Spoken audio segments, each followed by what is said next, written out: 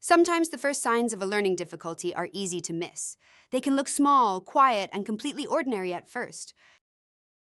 A child might seem a little slower to read, a little more distracted, or just worn out by everyday schoolwork. From the outside, it can still look temporary. What looks like distraction is sometimes hidden effort. The child may be working twice as hard just to stay with the lesson. What looks like laziness can really be a child trying to avoid one more moment of confusion, exposure, or falling behind. When a child has dyslexia, dyscalculia, ADHD, or another learning difficulty that isn't recognized, they can miss small foundations early on.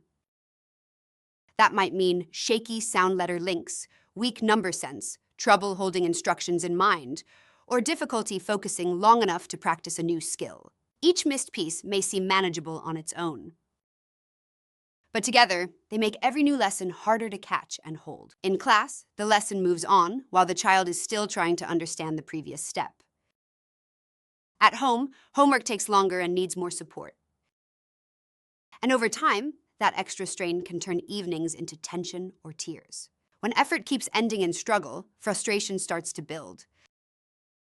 Then something more painful can happen. The child stops thinking this is hard and starts thinking, maybe I'm the problem. That shift can quietly damage self-image long before anyone has the words for what's really going on. Some children cope by avoiding the task altogether.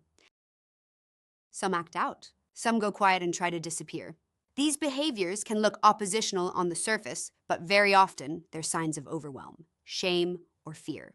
Motivation depends on a simple feeling. If I try, something good might happen. When a child keeps trying and still feels lost, corrected, or unsuccessful, that link starts to break.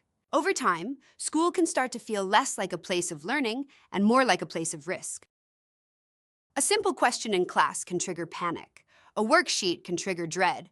Even small mistakes can feel huge. That is how stress, anxiety, and school avoidance can grow around an unmet learning need. I'm just not smart. And that belief can last far longer than childhood. Those beliefs don't always stay in childhood. They can shape choices, confidence, and self-worth for years. But this is not where the story has to end.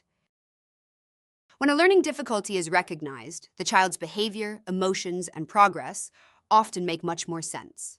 With the right support, children can rebuild skills, confidence, and trust in themselves as learners. Support starts with reducing the load, break tasks into smaller steps, and make the path through the work clear. Use structured guidance, extra processing time, and teaching methods that fit how the child learns best, not just how the lesson is usually delivered. Just as important, create a safe and encouraging environment where mistakes are part of learning, not proof of failure. Every child can learn, but not every child learns in the same way. When we notice the signs, respond with support, and protect a child's sense of self, we change far more than school results. We change their future. Thanks for watching. If you found this video helpful, please like, share, and subscribe. For further questions and inquiries, you may contact us at 65646533 or 8614-7651, or visit www.cognitive.com.sg.